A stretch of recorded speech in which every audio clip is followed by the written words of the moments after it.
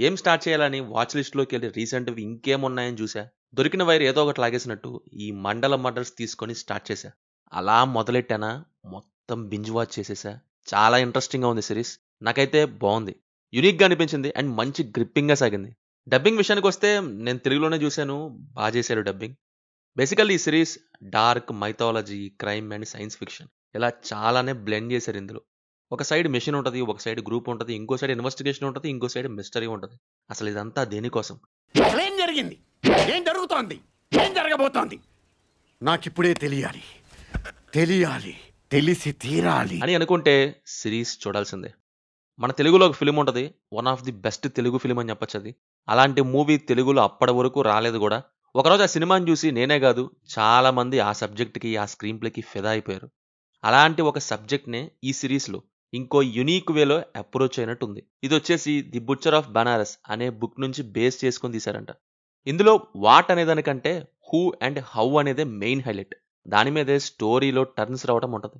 బిగినింగ్‌లో అసలు లిటరల్లీ ఏంటిది? ఏదో అవుతుంది. చాలా రన్ అవుతున్నాయి ఒకేసారి అని.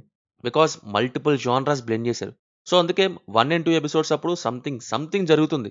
చూడాలసలు ఏంటి అనేలా చేసింది. ప్యారలల్‌గా చాలా రన్ అవుతుంటాయి సిరీస్‌లో ఒకే ఊర్లో.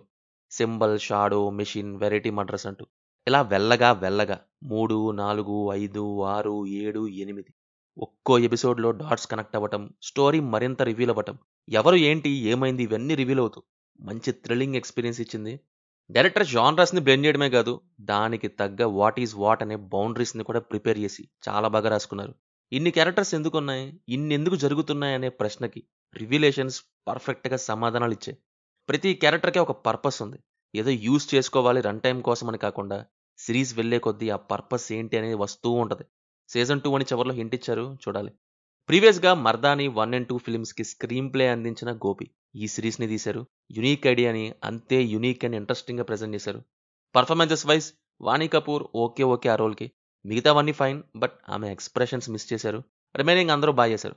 బీజీఎం ఫ్లోలో వెళ్ళిపోయింది. అండ్ ఆ మిస్టీరియస్ అట్మాస్ఫియరిక్ థ్రిల్లర్‌కి సెట్ అయ్యేలా క్రియేట్ చేసిన ఆ locations, art work, camera work ఇవన్నీ ఎక్సలెంట్‌గా ఉన్నాయి.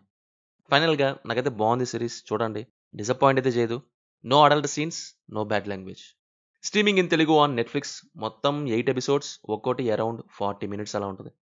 సిరీస్ చూసాక మీకెలా ఉందో కింద కామెంట్స్‌లో మాతో తప్పకుండా షేర్ చేసుకోండి. రివ్యూ నచ్చితే మన ఛానెల్‌ని సబ్స్క్రైబ్ చేసుకోండి. Will meet in next video. Thank you. జై హింద్.